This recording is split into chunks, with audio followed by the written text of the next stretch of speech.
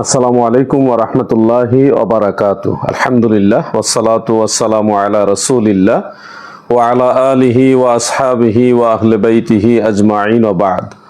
দূরে কাছে দেশে ও প্রবাসে যারা যেখান থেকে লাইভে সংযুক্ত হয়েছেন এবং হবেন সবাইকে আন্তরিক অভিনন্দন ও মোবারকবাদ। প্রিয় দর্শক শ্রোতা, প্রচুর ব্যস্ততার কারণে জনাব আলী হাসান উসামা এবং ব্রাদার রাহুল সাহেবের তারাবি সংক্রান্ত পর্যালোচনা সেই ভিডিওটি দেখতে আমার একটু বিলম্ব হয়েছে। আমি গতকাল এই ভিডিওটা দেখেছি, সম্পূর্ণটা দেখেছি, মনোযোগ সহকারে শ্রবণ করেছি এবং উভয়ের আলোচনার মধ্যে আমি আলহামদুলিল্লাহ অনেক সৌন্দর্য দেখেছি, তবে কিছু কিছু বিষয় অগ্রহণীয়। তা আমি আজকে সেই আলোচনার আলোকে আমার পক্ষ থেকে একটা মূল্যায়ন বা মন্তব্য আপনাদের সামনে পেশ করতে চাই। প্রথমেই ধন্যবাদ জানাই জনাব আলী হাসান উসামা সাহেবকে, যিনি অত্যন্ত সুন্দর মাধুর্যতাপূর্ণ প্রাঞ্জল ভাষায় সুন্দর দালিলিক আলোচনা পেশ করেছেন। এই কারণে জনাব আলী হাসান উসামা সাহেবকে ধন্যবাদ জানাচ্ছি। পাশাপাশি জনাব ব্রাদার রাহুল সাহেবকেও ধন্যবাদ জানাই যে ধৈর্যের সাথে উনি আলোচনা করেছেন।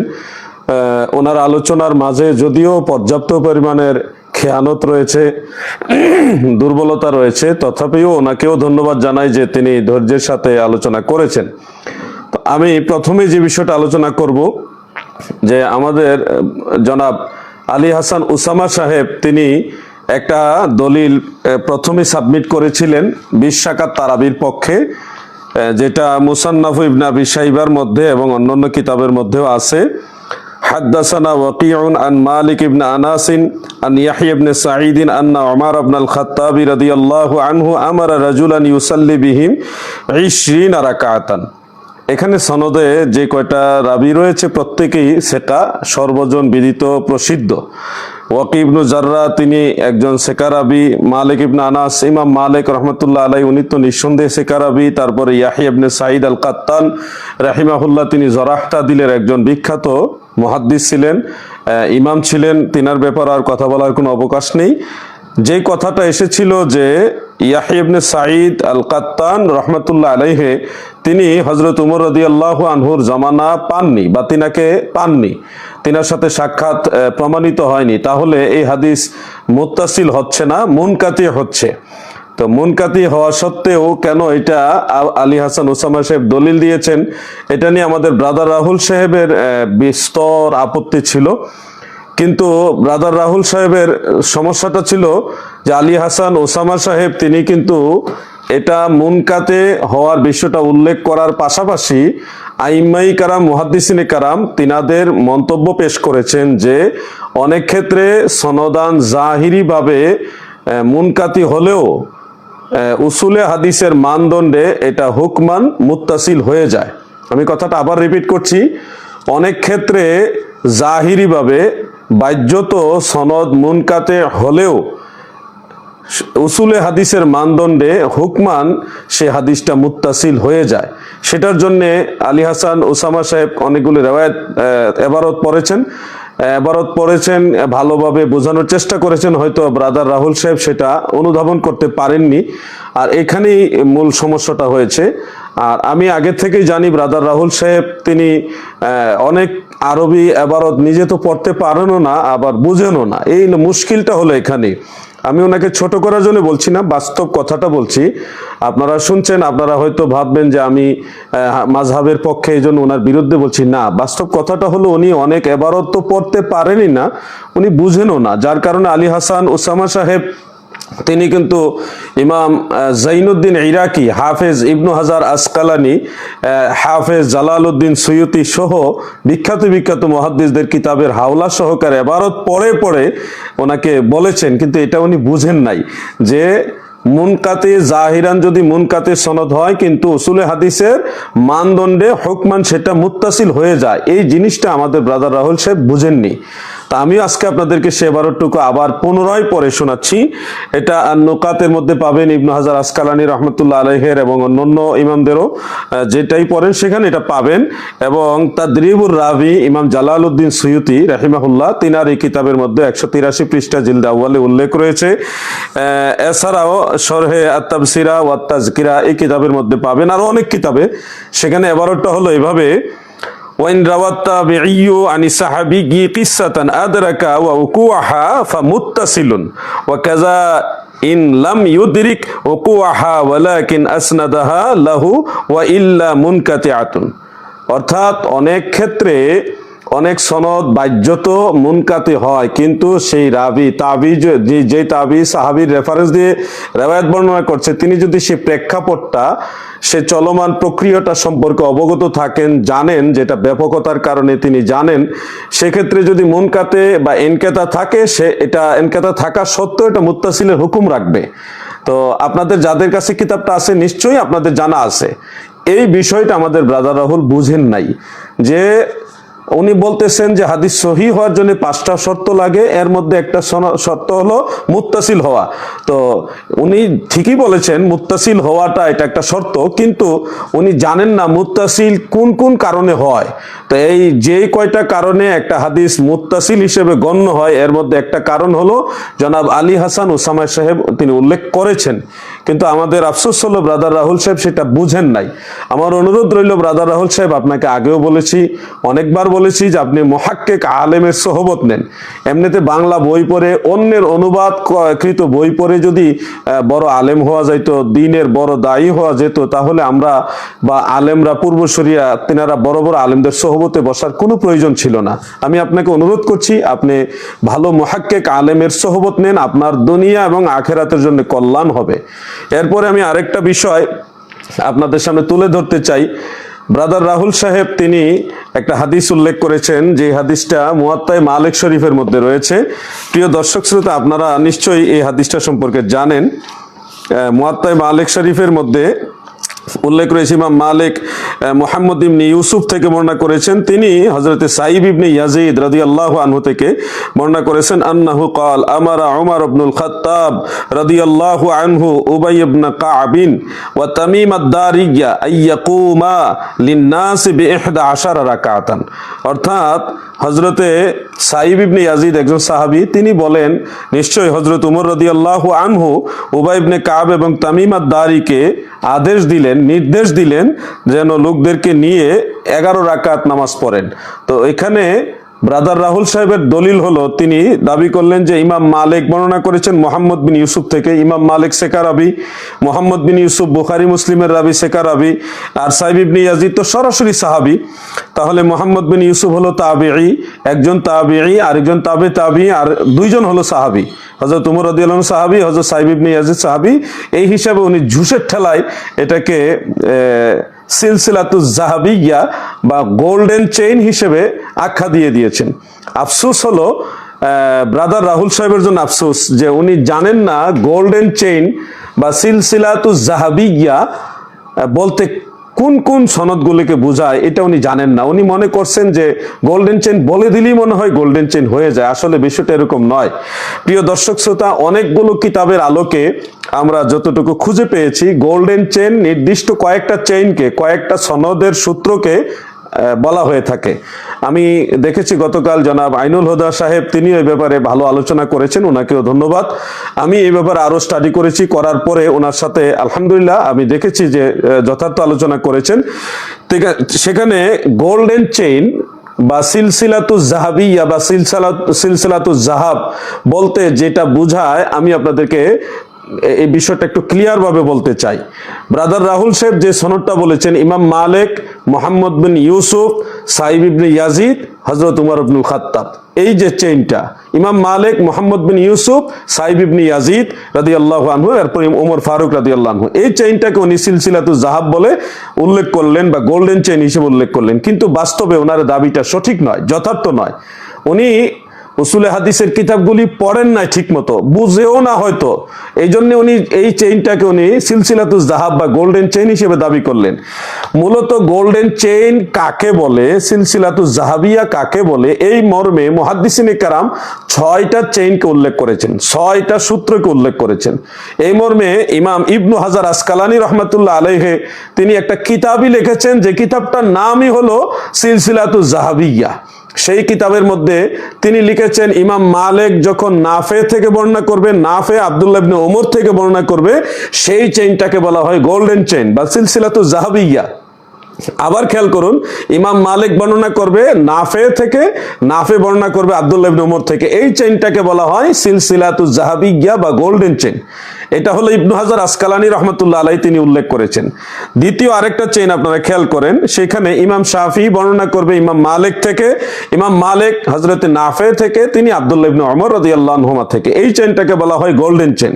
তাহলে দুইটা চেইন আমরা পেলাম, একটা হলো ইমাম মালিক নাফে আব্দুল্লাহ ইবনে ওমর, আরেকটা হলো ইমাম শাফি ইমাম মালিক হযরতে নাফে হযরতে আব্দুল্লাহ ইবনে ওমর, এই দুইটা চেইন গোল্ডেন চেইন। এরপর আরো 3 নম্বর চেইনটা শুনুন, ইমাম জুহরি যখন সালেম থেকে বর্ণনা করবে, সালেম আব্দুল্লাহ ইবনে ওমর থেকে বর্ণনা করবে, ওই চেইনটাকে বলা হয় সিলসিলাতুজ জাহাবিয়া বা গোল্ডেন চেইন।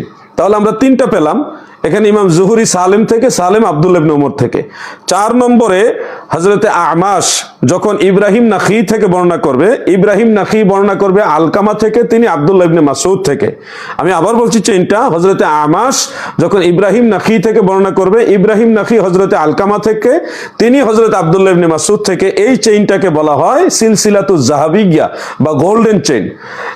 এরপরে 5 নম্বরে যেটা গোল্ডেন চেইন হিসেবে মুহাদ্দিসিনে কেরাম উল্লেখ করেছেন, একটা হলো ইমাম জুহরি বর্ণনা করবেন হযরতে আলী বিন হুসাইন অর্থাৎ হযরত জৈনুল আবিদিন রাদিয়াল্লাহু আনহু থেকে, তিনি হযরত ইমাম হুসাইন রাদিয়াল্লাহু আনহু থেকে, তিনি হযরতে আলী রাদিয়াল্লাহু আনহু থেকে, এই চেইনটাকে বলা হয় গোল্ডেন চেইন।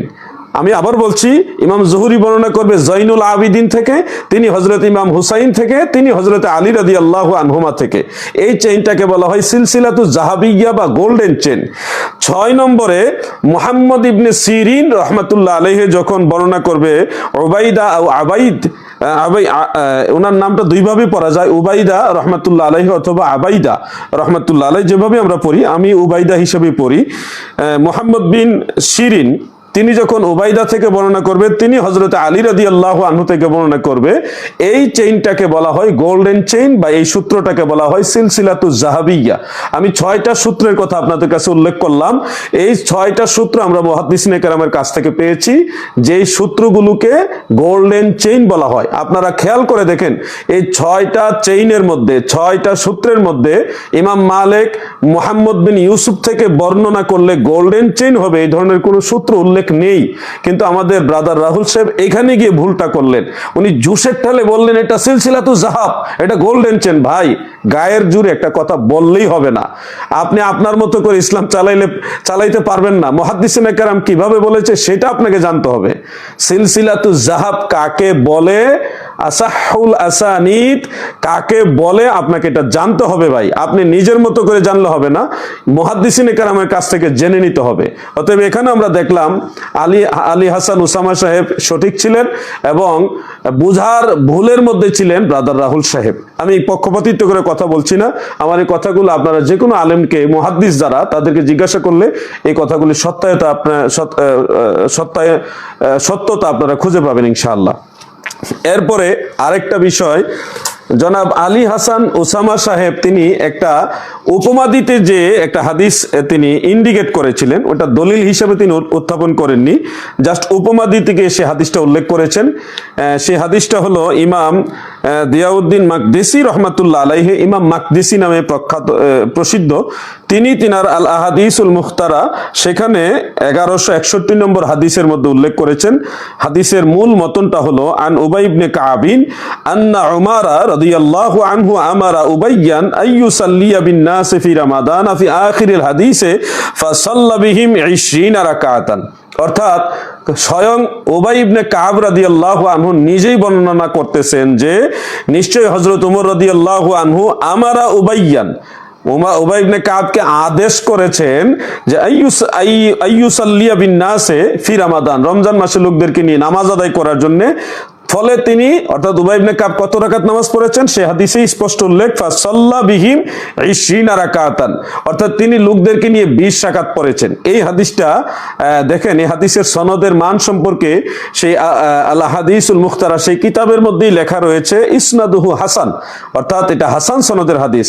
হাসান সহিহ হাদিসেরই একটা প্রকার, যেটা সরাসরি সহির শর্তে পৌঁছায় না বিধায় হাসান বলা হয়েছে। আহকামের ক্ষেত্রে হাসান সনদের হাদিস হুজ্জত হয়, দলিল হয়। তো এই হাদিসটা আলী হাসান উসামা সাহেব কিন্তু দলিল হিসেবে বলেননি, তিনি উপমা হিসেবে ব্রাদার রাহুল সাহেবকে বোঝানোর জন্য ইন্ডিকেট করেছিলেন। এই ইন্ডিকেট করেছিলেন মুজিতারি, এটা বোঝানোর জন্য।